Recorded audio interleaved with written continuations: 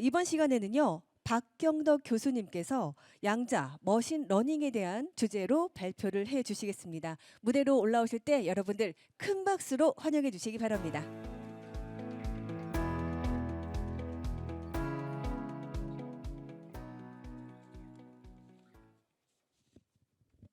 네.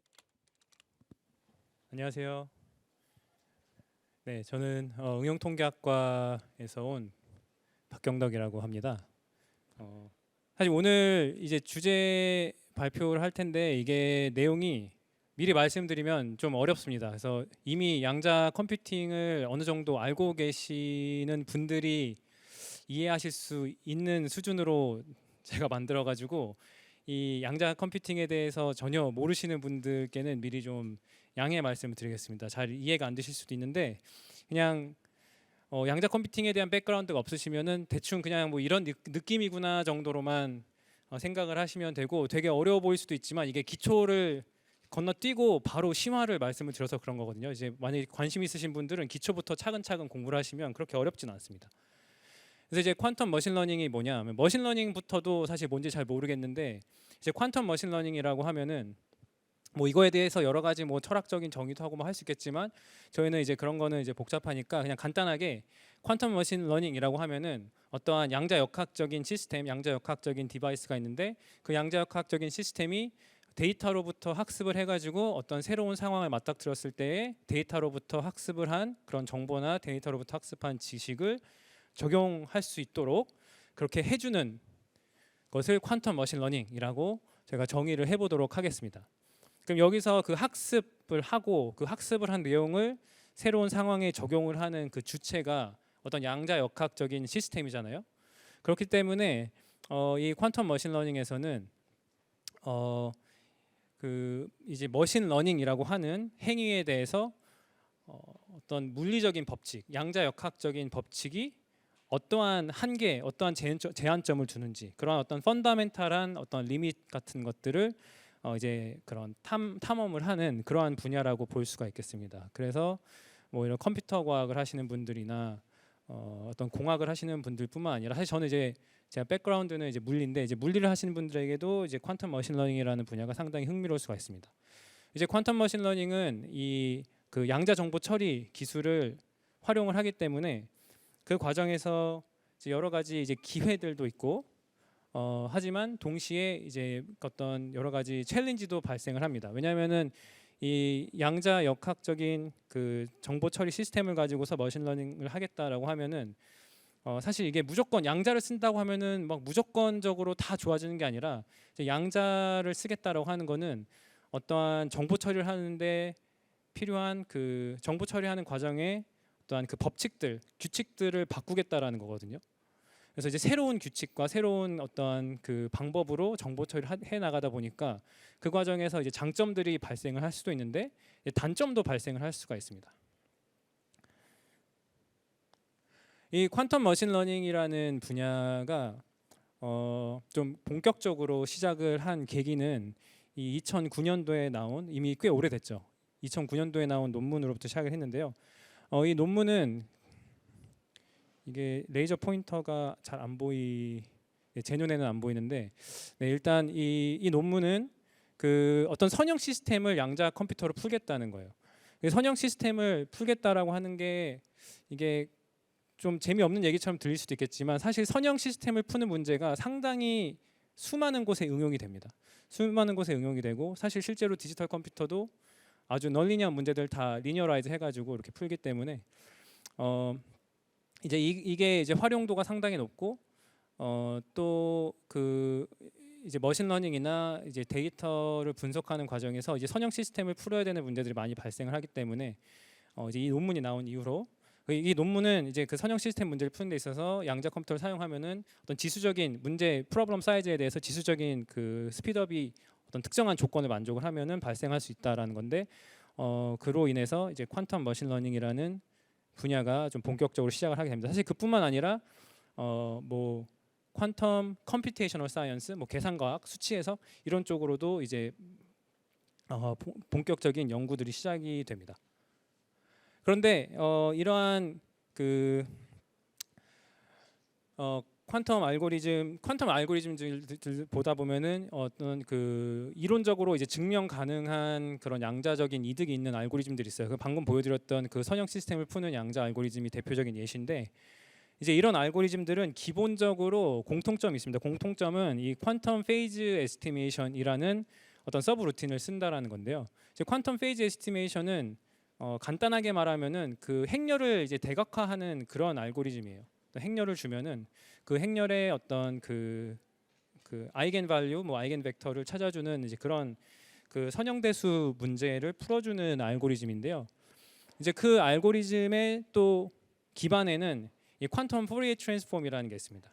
그래서 이 두 개, 퀀텀 페이지 에스티메이션 그리고 퀀텀 페이지 에스티메이션에 필요한 퀀텀 포리에 트랜스폼, 이런 게 어떻게 보면 더 선형대수 문제를 푸는 그런 양자 알고리즘들인데, 이런 것들이 거의 모든 양자 이득이 알려져 있는 모든 알고리즘들의 서브 루틴으로 쓰입니다. 뭐 예를 들면 방금 말씀드린 그 리니어 시스템 선형 문제 푸는 거, 또는 이제 선형 문제 풀면은 그걸 가지고서 뭐 SVM도 할 수 있고 리그레션도 할 수 있고 뭐 이제 수치 해석 문제도 풀어볼 수가 있고 다양한 걸 해볼 수가 있고요. 많이 들어보셨을 만한 그 소인수분해 문제도 결국에는 이 퀀텀 페이지 에스티메이션과 퀀텀 포리에 트랜스폼을 쓰고, 또는 그 양자 역학적인 시스템을 시뮬레이트하는 퀀텀 시뮬레이션에서도 요 서브 루틴들이 다 쓰이고, 또 여기에 뭐 이제 한 번쯤 들어보셨을 만한 이제 그로버 서치 알고리즘을 잘 조합을 하면은 이제 몬테카를로 샘플링도 더 빠르게 할 수가 있고, 뭐 여러 가지 이점들이 생기게 됩니다. 그런데 여기에서 이제 중요한 거는 이 퀀텀 페이지 에스티메이션 하려면 그 n 큐빗짜리 퀀텀 페이지 에스티메이션 하겠다라고 하면은 그 필요한 양자 회로의 크기가 대략적으로 큐빗 개수의 다항적으로 폴리노미얼하게 증가를 합니다. 또 퀀텀 포리에 트랜스폼도 n 개의 큐비트를 입력을 받고 그 퀀텀 포리에 트랜스폼을 하겠다라고 하면은 뭐 n의 한 제곱으로 증가하는 그런 양자 회로가 필요합니다.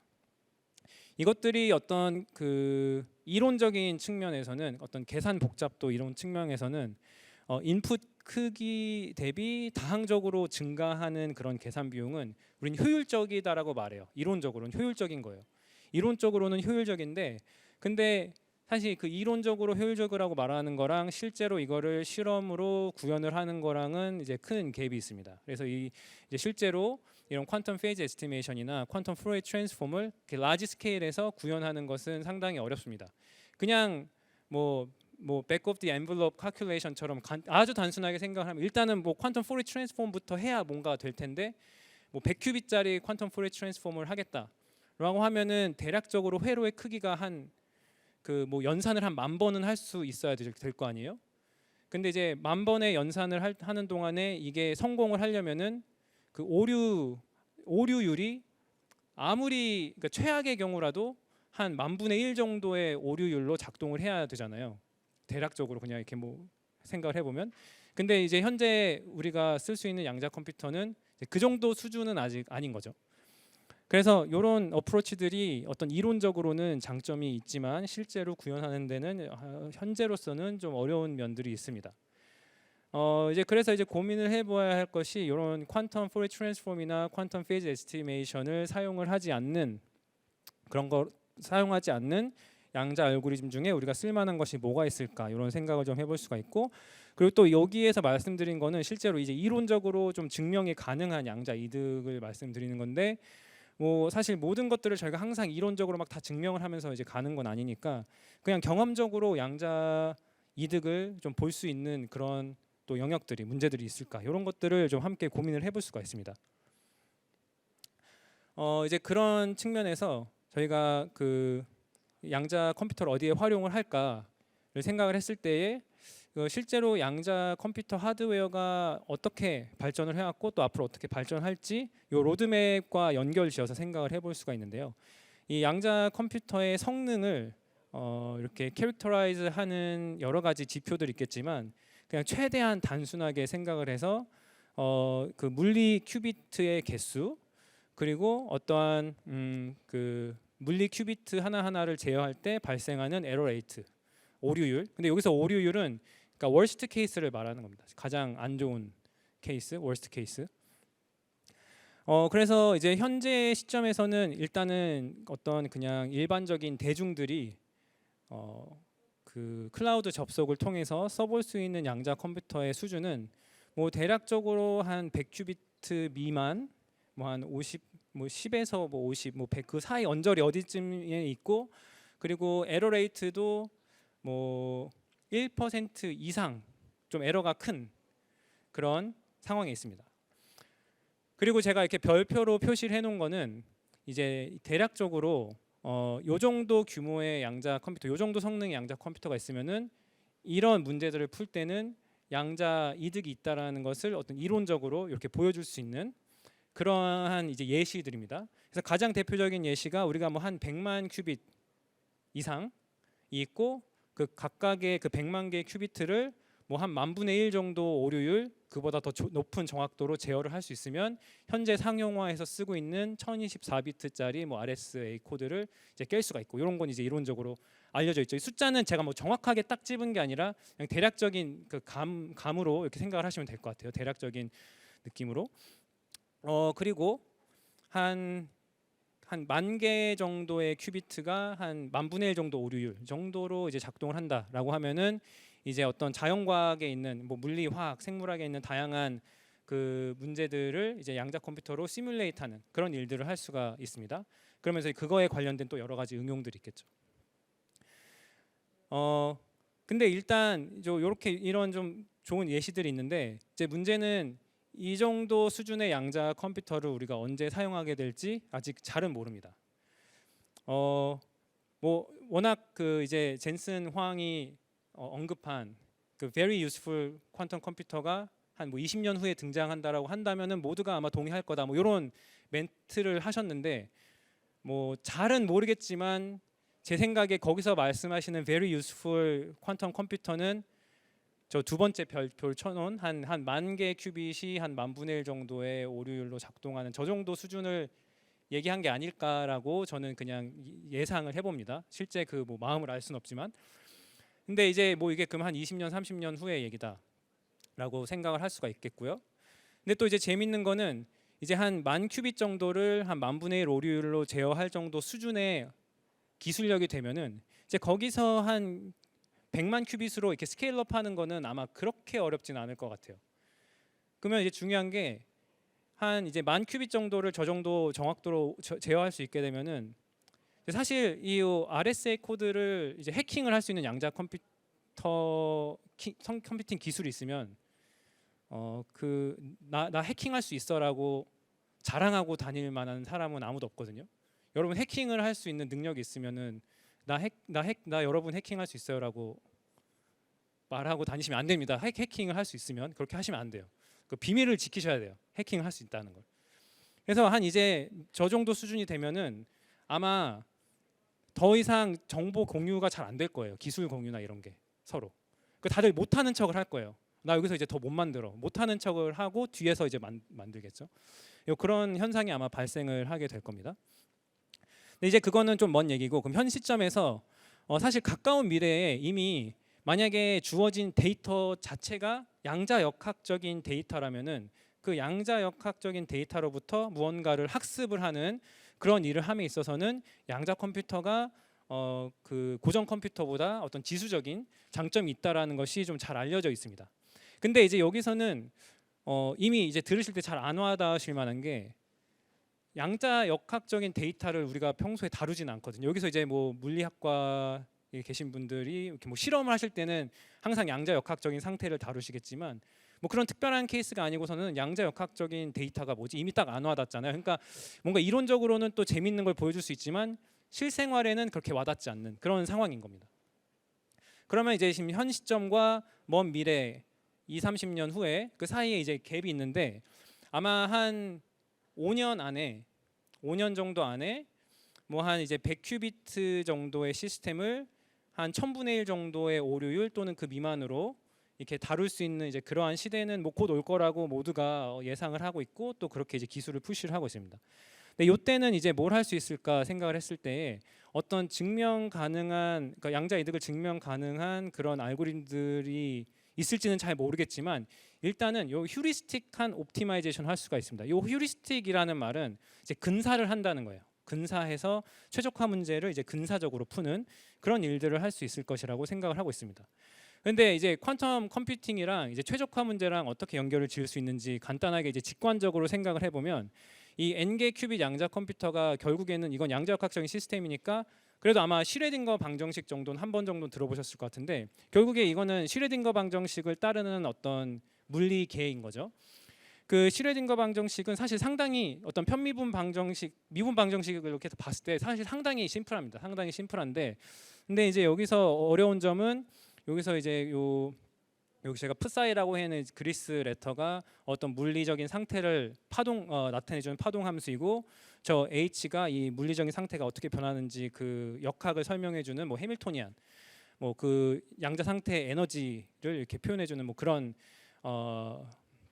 그런 것들인데 이 프사이와 요 해밀토니안 얘네들이 큐빅 개수에 대해서 이제 지수적으로 커집니다. 그래서 이 문제가 이제 수학적으로는 잘 정의가 되어 있지만 이제 고전 컴퓨터로 이 문제를 풀기에는 이제 너무 이제 사이즈가 너무 큰 문제인 거죠. 근데 이제 우리가 양자 컴퓨터를 가지고 있다라는 거는 n개의 큐빅 양자 컴퓨터를 가지고 있다라는 것은 좀 직관적으로 이해를 해보면은 요 슈레딩거 방정식을 따르는 양자 시스템이 있는데 요 h랑 요 프사이 제로, 그러니까 초기 상태하고 이 양자 역학적인 상태가 그 변하는 것을 설명해주는 요 h, 요것들을 우리가 잘 이제 제어를 할 수 있다라는 겁니다. 이걸 컨트롤을 할 수가 있다. 컨트롤할 수가 있는 거예요. 그러면은 요 이제 해밀토니안을 저희가 어떤 타임 제로로부터 어떤 그 타임 t까지 우리가 이제 제어를 해주고 이제 끝에 가서 이제 측정을 합니다. 측정을 하게 되면은 이 양자 역학적인 성질 때문에 그냥 어떤 확률적으로 어떤 하나의 특정한 값이 이렇게 튀어나오게 돼요. 그래서 그 과정을 여러 번 반복을 하다 보면은 이제 확률 분포를 얻어낼 수가 있게 됩니다.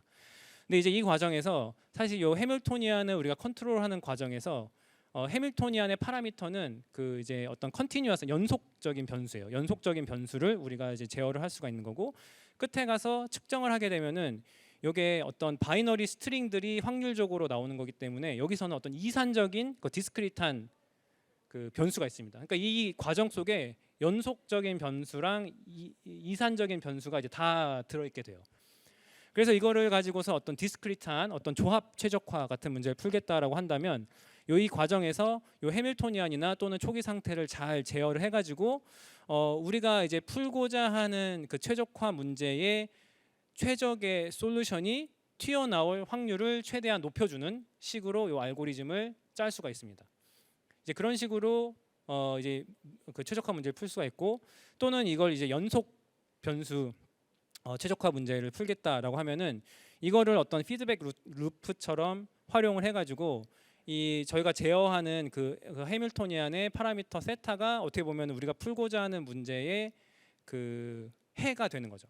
그래서 요거를 뭐 어떤 피드백 룹을 통해 가지고 요 세타 값이 어느 특정한 값으로 수렴을 할 수 있도록 요걸 또 잘 제어를 해주는데 이 수렴한 값이 우리가 풀고자 하는 뭐 최적화 문제의 답이 될 수 있도록 뭐 이런 식으로 잘 엔지니어링을 해가지고 다양한 최적화 문제를 풀 수가 있습니다. 사실 최적화 문제를 풀 수 있으면 거의 모든 문제를 풀 수가 있어요. 그 수학자 오일러가 Everything is optimization이라고 뭐 이렇게 언급을 했을 정도로 이제 거의 모든 문제가 최적화 문제로 바뀔 수가 있습니다. 그래서 다양한 예시가 있어요. 다양한 예시가 있고요.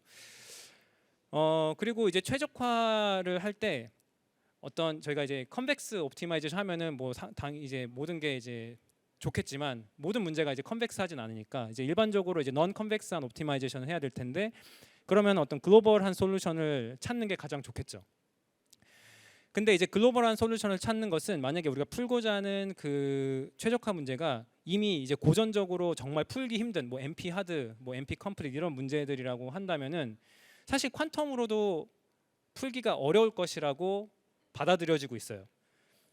대신에 그러니까 여기서 조건은 뭔가 이제 사전적인 정보가 전혀 없는 상태에서 어떤 굿 이니셜 게스가 없는 상태에서 그냥 이 NP 하드나 NP 컴플릿 문제를 풀겠다라고 하면은 이거는 당연히 고전적으로도 풀기 어려운 문제고 퀀텀으로도 아마 풀기 어려울 거다라고 생각을 하고 있습니다. 하지만 이제 로컬 옵티마이제이션 같은 경우에는 좀 상황이 달라질 수가 있어요. 이제 로컬 옵티마이제이션 같은 경우에는 양자 컴퓨터를 썼을 때에 똑같은 리소스를 계산 자원을 사용하고서 이제 더 좋은 로컬 솔루션을 찾을 수 있을지 또는 이제 똑같이 좋은 로컬 솔루션을 찾는 데 있어서 뭐 계산 비용을 좀 줄일 수 있는지 뭐 이런 여러 가지 측면에서 생각을 해볼 수가 있고, 이제 휴리스틱 옵티마이제이션을 하겠다라는 것은 결국에는 그 로컬 솔루션을 가지고서 이제 근사를 하겠다라는 뜻입니다. 그래서 이런 로컬 옵티마이제이션 하는 데 있어서는 이제 퀀텀을 좀 활용해 볼 수 있지 않을까. 아까 보여드렸던 그 QFT 퀀텀 포리어 트랜스폼이나 퀀텀 페이스 에스티메이션을 쓰지 않고도 퀀텀 컴퓨팅을 활용해 볼 수 있지 않을까라고 이제 기대를 하고 있습니다. 그 중에서도 뭐 저는 이제 머신러닝 이쪽을 주로 보고 있고, 이제 사실 머신러닝은 이제 목표가 그 일단은 이제 최적화를 기반으로 하는데, 이제 궁극적인 목표는 사실 최적화가 아니긴 합니다. 요새 이제 그 머신러닝에서는 주어진 모델을 샘플 데이터를 기반으로서 학습 데이터를 가지고서 이제 최적화를 하긴 합니다. 학습 데이터를 가지고서 주어진 모델을 최적화를 하는데, 이제 궁극적으로는 이 최적화가 된 모델이 한 번도 보지 않았던 새로운 데이터에 대해서 예측을 잘 하기를, 또는 이제 뭐 이 분야에서는 이제 일반화를 잘 하기를 바라는 것이죠. 이제 일반화가 중요합니다. 그러다 보니까 이 머신러닝에서는 사실 스피드업이 꼭 가장 뭐 스피드업도 중요하긴 하겠지만 스피드업만 봐야 되는 건 사실 이제 아니게 돼요. 뭐 스피드업을 좀 느리더라도 일반화를 잘하는 모델을 만들 수 있다면은 장점이 있을 수 있습니다. 그러니까 좀 더 유연하게 이제 퀀텀 머신러닝으로 가면은 양자 이득에 대해서 조금 더 유연하게 이제 생각을 해볼 수가 있습니다. 그리고 이제 앞서서 그 퀀텀 컴퓨터가 로컬 옵티마이제이션에는 좀 쓰일 수 있겠다라고 말씀을 드렸는데, 사실 머신러닝 관점에서는 그 글로벌 옵티마이제이션이 좋은 게 아니에요. 이제 글로벌 옵티마이제이션을 했다라는 거는 주어진 학습 데이터에 완전히 오버피팅을 하겠다라는 말이거든요. 주어진 학습 데이터의 최적의 솔루션. 근데 이제 주어진 학습 데이터에만 너무 잘 맞으면은 그 새로운 데이터가 왔을 때 또 잘 못 맞출 수가 있거든요. 그러니까 궁극적인 목표에서 좀 벗어날 수가 있게 됩니다. 그래서 머신러닝 관점에서는 로컬 옵티마이제이션이 더 좋은 경우들이 실제로 많이 있습니다. 그렇기 때문에 이 양자 컴퓨터가 좀 승산이 있을 수 있지 않을까라는 생각을 해볼 수가 있습니다. 그리고 또 한 가지 코멘트 드릴 것은, 이 양자 알고리즘이 이 그레디언트 기반으로 학습이 가능해요. 그래서 그 머신러닝 하시는 분들에게 익숙하실 만한 그런 딥러닝하고 그 양자 회로하고 요거를 같이 이렇게 싱크를 잘 시켜가지고 이제 전체를 그레디언트 기반으로 이제 학습을 시키는 그런 하이브리드 형태의 양자 머신러닝 모델도 생각을 해볼 수가 있습니다. 물론 이게 얼마나 뭐 유용하고 어떻게 쓰일 수 있을지 이런 거는 좀 더 고민을 해봐야겠지만, 어쨌든 이런 것들이 이제 퀀텀 머신러닝이 이제 상당히 흥미롭고 이제 프로미싱한 그 연구 주제다라는 것을 알려주고 있습니다. 근데 이제 퀀텀 머신러닝을 하겠다라고 했을 때 또 한 가지 또 고민을 해봐야 될 게 있는데, 이제 데이터가 클래시컬한 데이터에 우리가 퀀텀 머신러닝을 적용하겠다. 사실 이게 가장 우리가 바라는 바일 수도 있어요. 왜냐하면 우리가 얘기하는 그 데이터는 뭐 빅데이터, 빅데이터를 분석하겠다라고 하면 사실은 다 이제 그냥 고전적인 디지털 데이터를 얘기하는 거지, 뭐 양자 역학적인 빅데이터가 현재로서는 있는 거는 아니거든요. 이제 우리는 빅데이터를 분석하는데 또 양자 기술을 쓰고 싶은 건데, 그러면 클래시컬한 데이터에 양자 기술을 쓰고 싶은 거죠. 근데 이제 데이터 타입이랑 그 알고리즘이 서로 하드웨어랑 안 맞는 거예요. 하드웨어는 양자 역학적인데 데이터는 고전적인 거. 그러면 이제 고전적인 데이터를 양자 역학적인 데이터로 한번 변환을 해주는 과정이 필요합니다. 그래서 이제 그때 계산 비용이 많이 발생을 하면서 양자 머신러닝이 갖고 있는 여러 가지 장점들이 거기서 사라질 수도 있어요. 그래서 그게 하나의 어려운 점이에요. 반대로 주어진 데이터가 그 인트린식하게 퀀텀이면은 제가 앞에서 잠깐 말씀을 드렸는데, 이 경우에는 이제 퀀텀 컴퓨터로 퀀텀 데이터를 다루면은 훨씬 더 효과적이다라는 것이 이론적으로 잘 알려져 있습니다.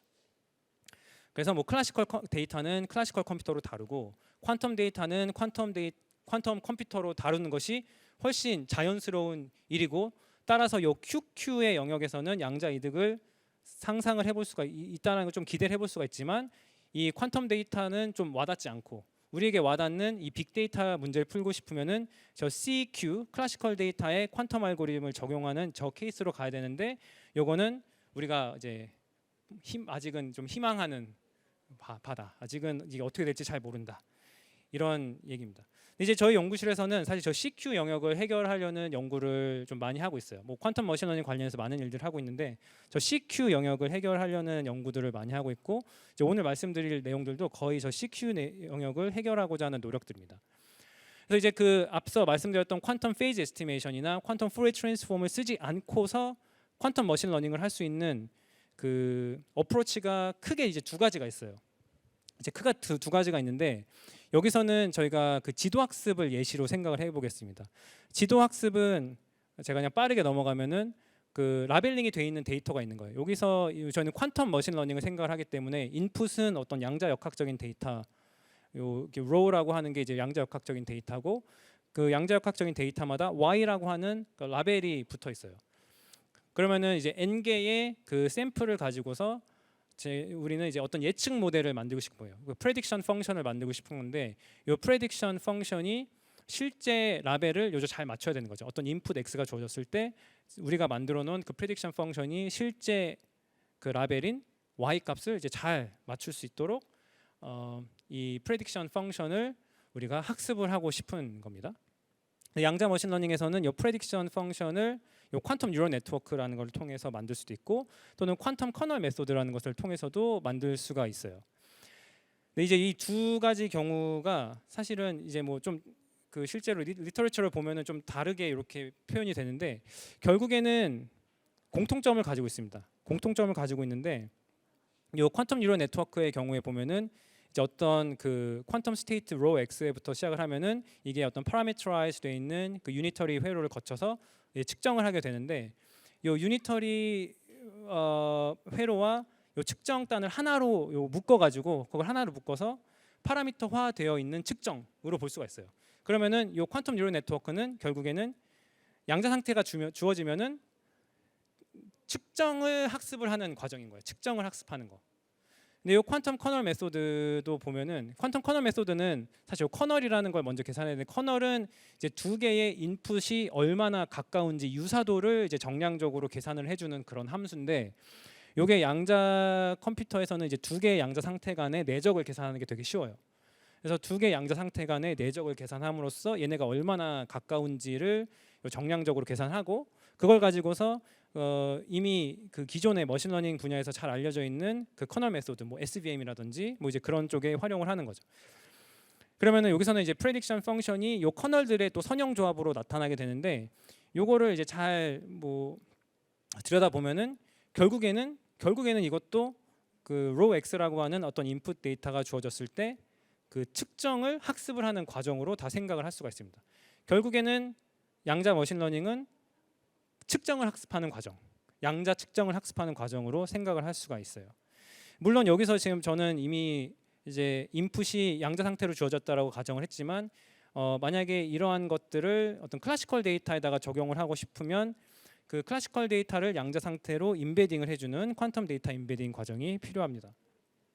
그리고 이제 데이터가 클래시컬일 때 이제 이런 스킴도 있어요. 요거는 그 이제 V라고 하는 거는 그 데이터를 임베딩을 해주는 연산자고 U라고 하는 거는 그 학습 모델에 해당하는 연산자예요.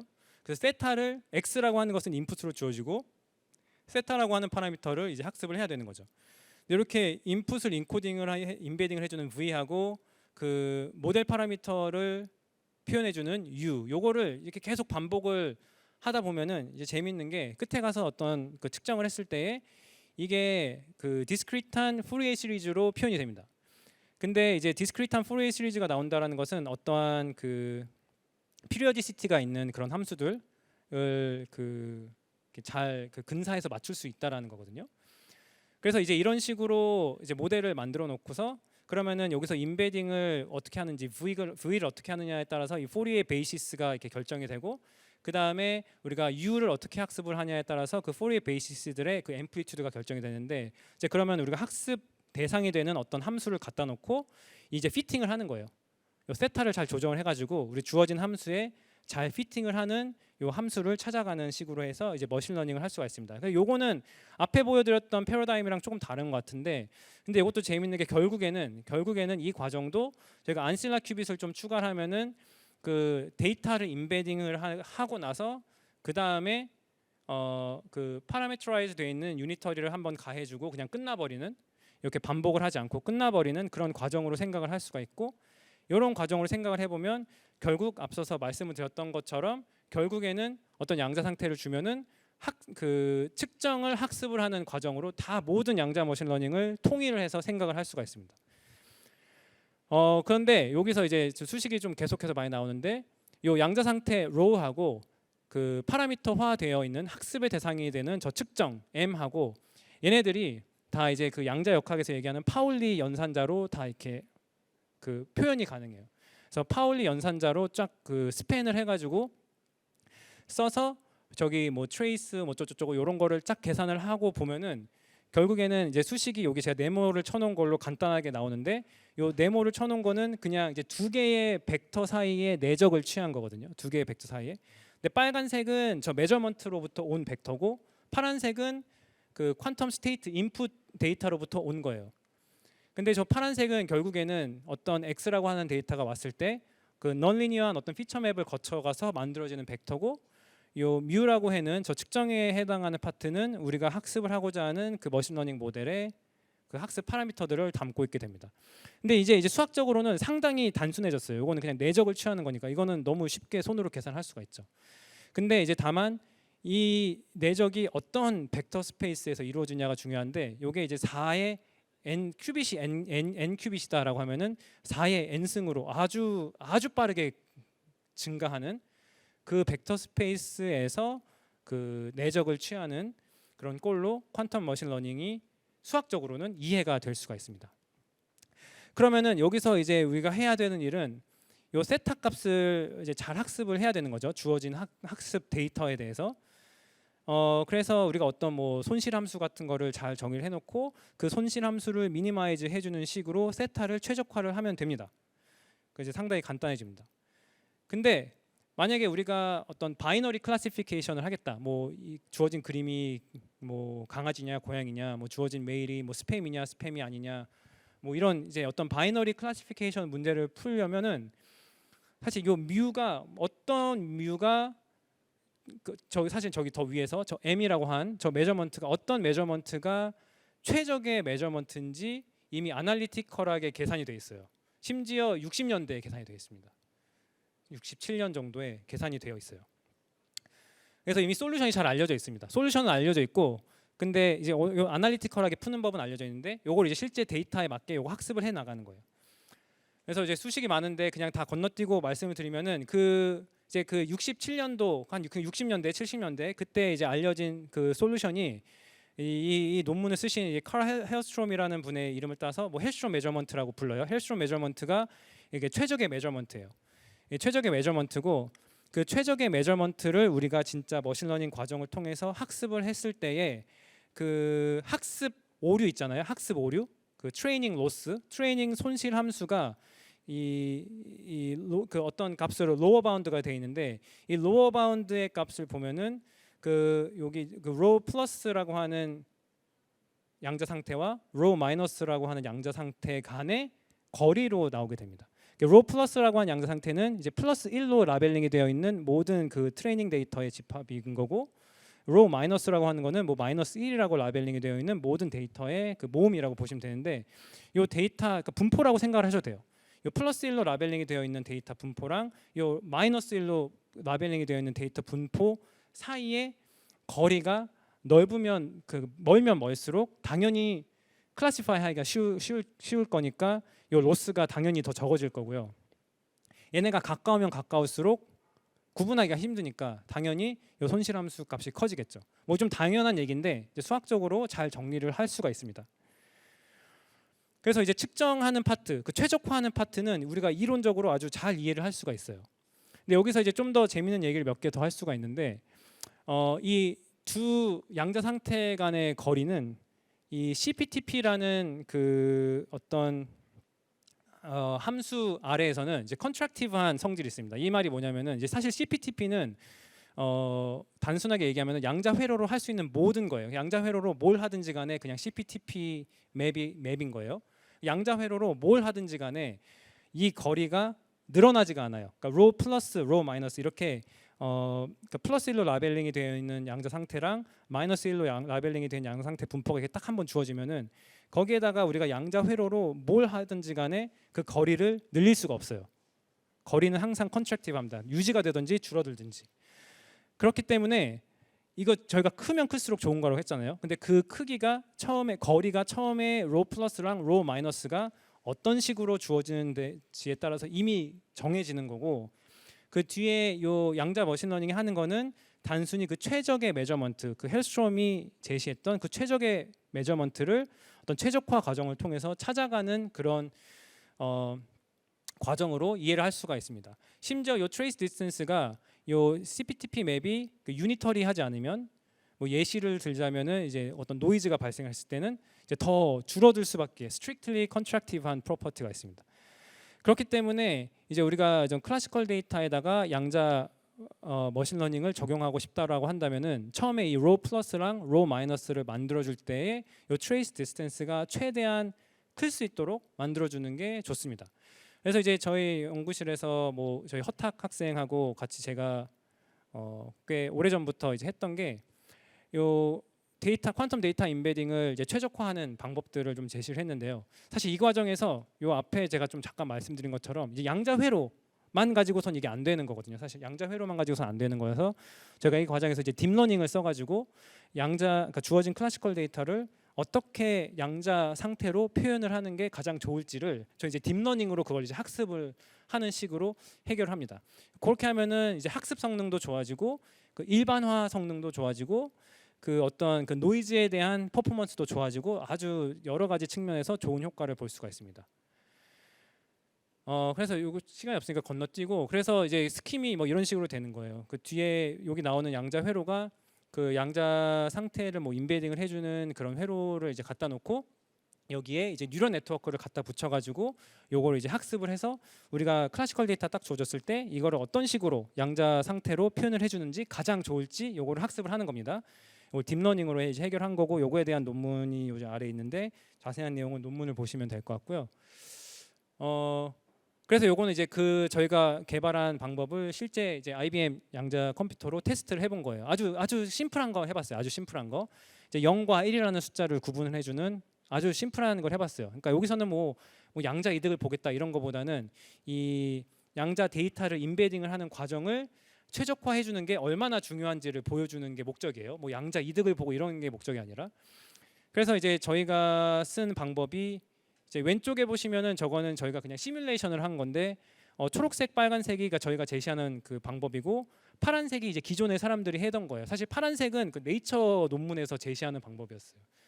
네이처 논문에서 제시한 방법이 저 파란색인데 저 이제 학습 에러니까 저게 낮으면 낮을수록 좋은 건데 뭐 저희가 쓴 방법을 쓰면은 학습 오류율이 확실히 떨어졌고 뭐 클래시피케이션 애큐레시를 봐도 저희가 쓴 방법이 이제 상당히 이제 좋았다 뭐 이런 얘기고요. 이제 오른쪽 아래에 있는 게 실제 실험을 한 거예요. 처음부터 끝까지 다 실제 양자 컴퓨터에서 돌린 건데 기존에 제시된 방법을 보면은 학습 오류가 0.5예요. 그러니까 그냥 랜덤 게스를 하는 거랑 큰 차이가 없어요.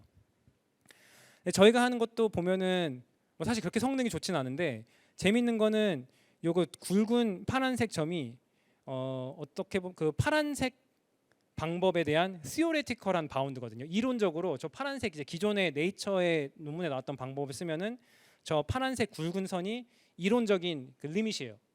근데 이제 저희가 쓴 방법은 이론적인 리밋 자체가 훨씬 밑에 있으니까 실험적인 오류가 발생을 하더라도 기존 방법의 이론적인 리밋보다 더 밑으로 내려가요. 그리고 이제 실제로 그 저 0과 1을 분류를 해주는 테스트 애큐레시 성능을 봤을 때 이제 기존의 방법은 사실 저희가 예전에 뭐 이것저것 많이 해보면 거의 50%의 성공률 벗어나기가 힘들었거든요. 그냥 랜덤 게스 하는 거랑 크게 차이가 없었는데 그래서 저희가 쓰는 걸 보면 한 96% 실제 양자 컴퓨터에서 뭐 96% 정도는 나왔습니다. 그리고 요거는 이제 이제 똑같이 인베딩을 최적화하는 과정에서 이제 기존에는 양자 상태들을 가지고서 인베딩을 했는데 여기서는 이제 그 다이나믹스를 가지고서도 인베딩을 최적화를 할 수가 있거든요. 근데 이 과정에서 좀 재밌는 게 여기서는 이 DQC1이라고 하는 좀 재미있는 양자 컴퓨팅 모델을 쓸 수가 있는데 이제 DQC1이 이거 되게 옛날에 제시했던 양자 컴퓨팅 모델인데 이 모델에서는 그 실제로 필요한 큐비트는 하나예요. 실제로 필요한 큐비트는 하나고 그 나머지는 다 랜덤한 클래시컬 비트를 가지고서 그 퀀텀 비트와 그 랜덤한 클래시컬 비트 사이에 어떤 코릴레이션을 막 만들어가지고 계산하는 되게 재밌는 방법인데 요거를 활용을 해가지고 그 다이나믹스를 기반으로 그 퀀텀 데이터 인베딩을 최적화하는 것도 가능해요. 그래서 그런 것도 저희가 해봤고 네, 그래서 빨리빨리 넘어가면은 그런 것도 해봤고 요거는 이제 이런 제가 말씀드린 그 DQC1이라고 하는 그런 재미있는 컴퓨팅 모델을 어떤 스핀 기반의 양자 컴퓨터가 좀 구현을 잘 해주거든요.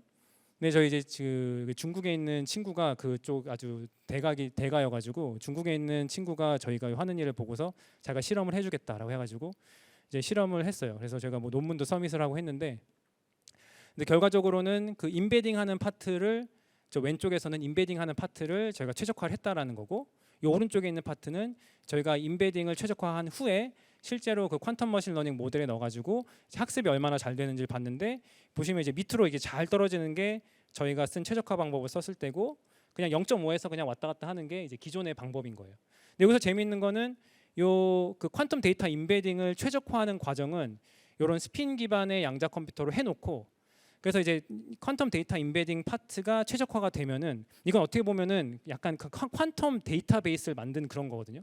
머신러닝에 최적화가 되어 있도록 데이터를 이제 데이터베이스 만드는 거예요. 그래서 데이터베이스를 딱 만들어 놓으면은 그 다음에 머신러닝은 뭐 아무 플랫폼이나 해도 돼요. 그래서 여기서 이제 NMR이라고 해놓은 스핀 기반의 그런 시스템에서도 해보고, 그냥 IBM 양자 컴퓨터 이제 저희 그 액세스 가능한 걸로도 해봤어요. 근데 뭐 성능은 뭐 비슷비슷하게 나옵니다. 어쨌든 이렇게 할 수도 있다라는 거고요. 아, 그리고 이제 지금까지는 트레이닝 얘기만 했는데, 사실 저희가 제시한 이런 그 트레이스 디스턴스를 늘려주는 그 딥러닝을 통해서 이렇게 최적화하는 과정이 그 일반화 관점에서도 장점이 있고, 이것도 이론적으로 저희가 다 이제 증명을 해놨습니다. 그래서 그 논문에 대한 얘기고요. 이론적으로 증명이 가능하고, 또 실험적으로도 또 이거는 이제 8큐빗짜리 실험을 한 건데, 뭐 0과 1을 구분하는 문제라든지, 뭐 티셔츠 그림이랑 바지 그림을 뭐 분류하는 문제라든지, 이렇게 일본어를 구분하는 문제, 이거 간단한 문제들이긴 한데 이런 거에다가 다 테스트를 해봤는데, 이제 가장 오른쪽이 이제 저희가 제시하는 방법인 건데, 뭐 테스트 애큐레시들만 본다고 하면은 이제 어쨌든 결론적으로 이런 식으로 딥러닝을 통해서 데이터 인베딩을 최적화를 하면은 일반화 성능에 있어서도 상당히 장점이 있다. 뭐 이런 얘기입니다. 네, 그리고 지금까지는 이제 슈퍼바이스드 러닝 얘기를 했는데, 그 언슈퍼바이스드 러닝에도 퀀텀을 쓸 수가 있어요. 그래서 요거는 이제 데이터를 클러스터링 하는 거예요. 데이터가 라벨링이 되어 있지 않은 데이터가 저 왼쪽에 보시는 것처럼 이렇게 무더기로 이렇게 주어지면은 요거를 최종적으로 가장 오른쪽에 있는 것처럼 이렇게 분류를 하고 싶은 거예요. 근데 라벨링이 없는 상태에서 분류를 이제 클러스터링 해야 되는데, 우리가 이제 클러스터링을 어떤 식으로 할 건지 이제 목적 함수를 잘 설정을 하면은 그 목적 함수를 그 아까 말씀드렸던 슈레딩거 방정식의 해밀토니안으로 인코딩을 할 수가 있어요. 그래서 저희가 이제 그런 일을 했었고, 그래서 이 클러스터링의 오브젝티브를 해밀토니안으로 인코딩을 하고 나면은 이제 그 해밀토니안의 그 가장 에너지가 낮은 그라운드 스테이트를 찾는 문제로 클러스터링을 푸는 이제 그런 방법을 이제 저희가 제시를 하고, 이제 그러면서 이제 클러스터링에 있어서 뭐 만약에 우리가 여러 가지 제약 조건을 두고 싶다, 뭐 클러스터의 뭐 덴시티나 클러스터의 크기나 뭐 어떤 사전 정보를 반영한다든지 여러 가지 제약 조건도 요 해밀토니안에 다 넣을 수가 있도록 그런 프레임워크를 짰고요.